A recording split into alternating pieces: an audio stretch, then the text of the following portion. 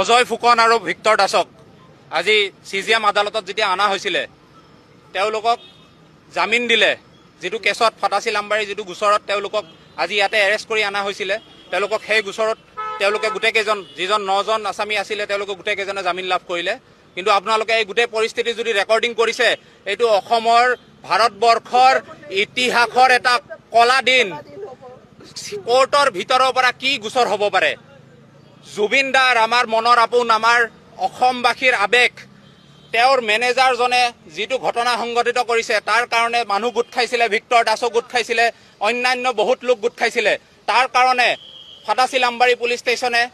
যিখিনি মানুহ এৰেষ্ট কৰিলে সেই মানুহখিনি আজি কোৰ্টত আনিলে আজি ৰাতি 10টা বাজিছে এতিয়া সেই মানুহখিনি কোৰ্টে জামিন দিলে কিন্তু কোৰ্টৰ ভিতৰৰ পৰা অজয় ফুকন আৰু ভিক্টৰ দাসক আপোনালোকে ৰেকৰ্ডিং কিন্তু আনকাট দিব কোৰ্টৰ ভিতৰৰ পৰা ভিক্টৰ দাস আৰু অজয় ফুকনক কেনেকৈ টানি লৈ এৰেষ্ট কৰা হৈছে এটো অসমৰ গণতন্ত্ৰত এটা কলা দিন আমি অধিবক্তা হিচাপে যি অজয় ফুকন আৰু ভিক্টৰ দাসৰ কাৰণে যি যুঁজ দিলো তেওঁলোকে আজি জামিন লাভ কৰিবৰ কাৰণে সক্ষম হল কিন্তু গেটৰ বাহিৰ অজয় ফুকন এই গেটখনৰ বাহিৰ হোৱাৰ লগে লগে অজয় ফুকনক এৰেষ্ট কৰিলে আৰু ভিক্টৰ দাসক ভিতৰৰ পৰা এৰেষ্ট কৰি লৈ আহিলে কি কাৰণত কি কেছ হ'ব পাৰে আপোনালোকে প্ৰশ্ন কৰক কি কেছ প্ৰশ্ন কৰক আজি আপুনি আৰু মইতো সাধাৰণ মানুহ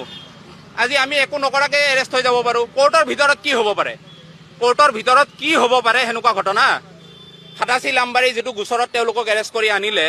সেই গোচৰটোত তেওঁলোকে জামিন পালে জামিন পোৱাৰ লগে লগে পুলিশ CRPF ইয়াতে ভৰ্তি কোৰ্ট ঘেৰাও সম্পূৰ্ণৰূপে কোৰ্ট ঘেৰাও ইয়াতে 100-200 পুলিশ CGM কোৰ্টত মানুহ নাই ইয়াতে আপোনালোকে যিকেইটা মিডিয়া হাউস আছে আপোনালোকে গম পাইছে অকল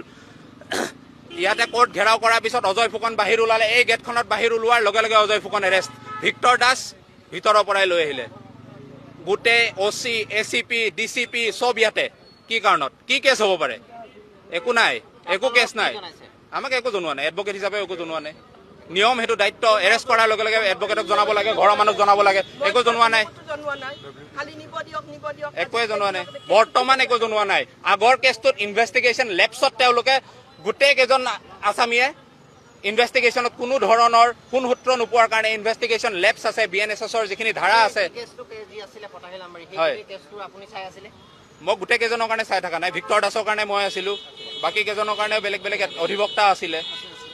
কিন্তু যেটো কেছত আদৰণা হৈছিল আজি হাজিৰ কৰোৱা হৈছিল জামিন লাভ ইতিমধ্যে কৰিছিল জামিন লাভ কৰিলে নিজ স্বাৰ্থে কোনো শৰ্ত নাই নিজ স্বাৰ্থে তেওঁলোকে জামিন লাভ কৰিলে